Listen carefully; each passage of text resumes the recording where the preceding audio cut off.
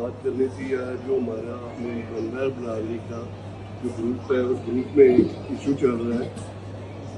लोग आपस में लड़ाई की हद तक आगे हुए। एक ही वार्ड है बनवार की, उसी वार्ड में एक सेंट्रल रोड की पहले ये जो हमारे MLA साहब के जो वहाँ पे लोग हैं, उन्होंने कहा कि ये उनको दे दिए।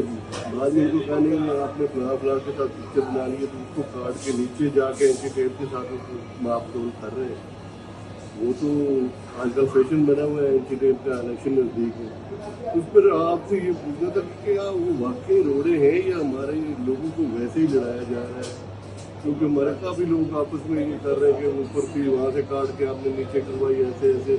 तो इस पर आप क्या कहते हैं कि ये है रोड है, कोई है? भाई, आपके देखने वालों के लिए मैं इस पे थोड़ा सा अपनी राय देना चाहूँगा। एक तो आप देखें, जब आप और मैं आज बात कर रहे हैं, आज 5 जनवरी 2025 है, यानी 5 जनवरी 2026 इस वक्त हम बात कर रहे हैं। आज़ाद कश्मीर की 1.5 माह के बाद जो हुकूमत है, उसके तमाम तर इख्तियारात सीज़ हो जाएंगे, क्योंकि ये पूरे पाकिस्तान का एक आईनी एक मैकेनिज़्म है कि इलेक्शन से 3 माह कबल हुकूमतों के जो इख्तियारात हैं, फ़ंड्स हैं, ट्रांसफ़र पोस्टिंग्स हैं, नौकरियां हैं, तरक्याती काम है, वो सारे के सारे सीज़ हो जाते हैं 3 माह पहले। ये एक सेट पैटर्न है हर एक इलाके के लिए।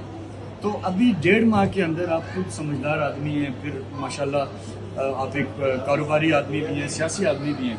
1.5 माह में यानी 5 जनवरी और 10 मार्च के दरमियान हमारे इलाके में बर्फ़बारी का सीज़न है, सर्द मौसम है।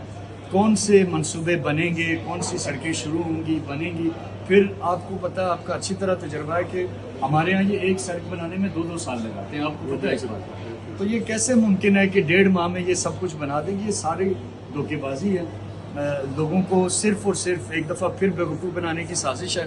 जो आप अंदाज़ा करें कि पिछले 5 सालों में MLA साहब को कम से कम 3.5 अरब रुपया मिला।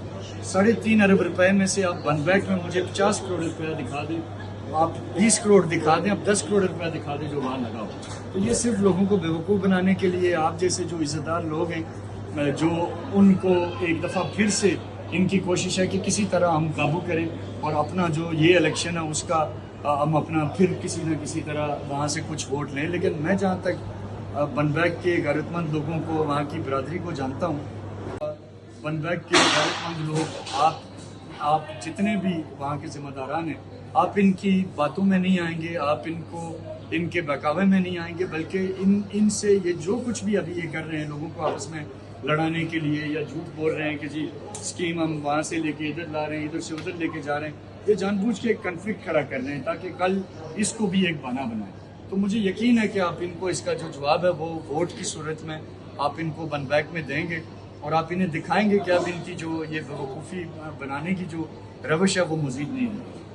बहुत शुक्रिया जी। बस इतनी सी बात थी कि लोगों को, आप भी पॉलिटिक्स से, उसी हल्के से आप भी इलेक्शन लड़ रहे हैं, तो कम से कम लोगों को लड़ाना नहीं चाहिए इन बातों पे। सर, आप इनसे 3.5 अरब रुपए का हिसाब लें। 3.5 अरब जो पिछले 4 सालों में ये ले चुके हैं अभी तक, उस 3.5 अरब में आप बनबैक में पता करें कितने करोड़ लगे। क्या बनबैक में आप देखें तो साल लोगों ने सरदार याकूब साहब को वोट दिया, एक तरफा दिया है, जितवाया। 3.5 अरब में से 50 करोड़ तो बनबैक का हक था, लेकिन कितना लगा ये आपके जानने वाले लोग बता सकते हैं।